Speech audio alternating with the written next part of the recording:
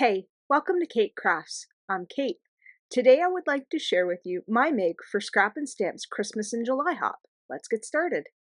So to kick things off, I have gone ahead and die cut two of the Season's Greetings line border dies by Fawn, and we are going to painstakingly glue these two together. Now, this is optional if you want to, but I decided I was going to cut one out of 110-pound cardstock and one out of 65-pound cardstock. So that way I have a little bit more dimension with this. Now, you can cut this out however you want. I was just messing around with this and I don't know, I thought I'd try something just slightly different. Now, this is a little bit finicky, but in the end I kind of like how it turned out. It really gave it that chipboard effect, I guess you could say.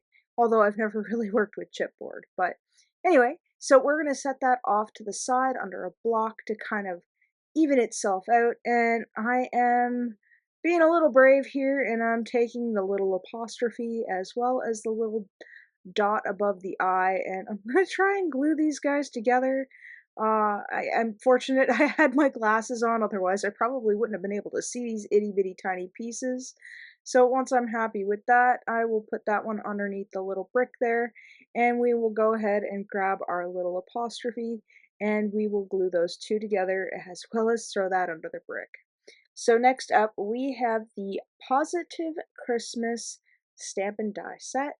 This was a freebie at one point for Lawn Fawn, and then they ended up coming out with the die for this. So while I'm coloring, I should probably tell you a little bit about our Christmas in July hop. Each stop along the way will show you a new design to inspire you. As always, we will be giving away a $50 gift certificate to one lucky winner who leaves a comment at each of the stops along the way. Every stop is another chance to win, so please share the love with all the talented makers in the hop. The winner will be announced on Scrap and Stamp's blog at the end of the month. Now, if you had participated in last month's blog hop, you might want to head over to the blog itself on the Scrap and Stamp blog webpage and check out to see if you are the winner. So with that being said, I have gone ahead and I've colored in a few of my critters here with the E markers. We've used E27, E25, E23, and now we're going in with E21. And for the little Santa stockings, what are they? Stockings, just regular stockings. They're not really Santa stockings. I mean, they could be if Santa's feet was much bigger than the cat's and the dog's, but that's neither here nor there. I'm getting ahead of myself. So we are just going in with some R59, and then we are going to use in some R29, then some 24, and then I end up using that R20 for the cheeks, but I really did not see any difference in the E marker. So I end up coloring back over that with that light E marker shade, just to kind of get rid of it. As you can see, they don't really show up here. I'm not sure, maybe I could have used a different one, so we are just going to go ahead and color over that. So next we have got our Jelly Roll pen in the 08, and I'm just adding a few little cute little dots and dashes just to give some depth and dimension and some overall cuteness to these little critters. I've been kind of itching to use this set, and I don't know, I couldn't really see what I could use it as a really, they're really big, but not really big. Like they're very simple stamps that kind of take up your card, so you could leave it with a simple or clean and simple or however you want it. They could be an easy focal point if you're making mass-produced cards, I found. You could put one critter or two critters, however you feel like it, but today we are using both of them. So I've gone ahead off camera and I have cut down some of the Let It Shine 12 by 12 paper in Glacier,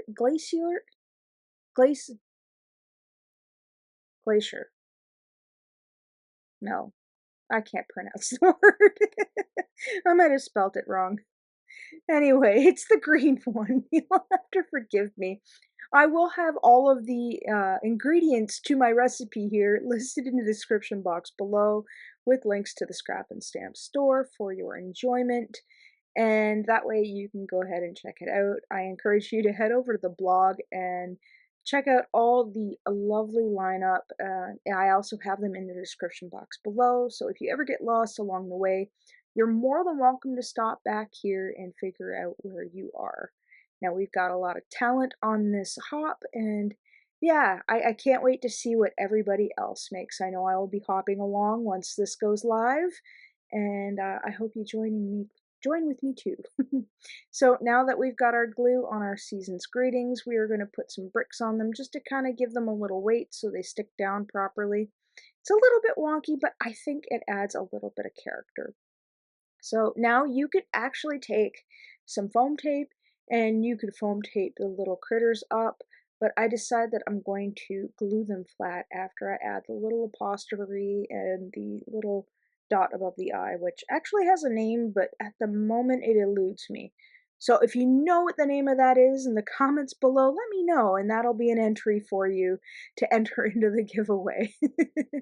So once we've added a little bit of glue to our dog, we are going to go ahead and line that up on my grid mat there, give him a good plop down and give him a little bit of a mash, and then we'll go ahead and add some glue to our little cat critter here, and we'll line that up and give that a good little mash. So once we're happy with that, we are going to grab another piece of paper. Now, I've cut down the green shimmer, or the green let it shine? Let it shine paper to 4 by 5 1/4, and then I have this white cardstock with a bit of a shimmer here, and we have cut that down to 4 1/4 by 5 1/2, so that way it leaves a nice white border. You could use any type of white cardstock that you would like for this, but this is just what I had on my desk.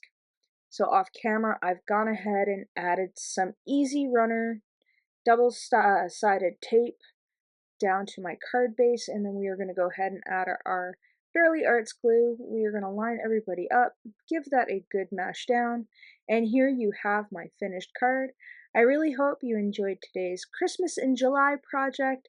I encourage you to hop along with us and have a lot of fun. And as always, thank you for hanging out with me today. Take care.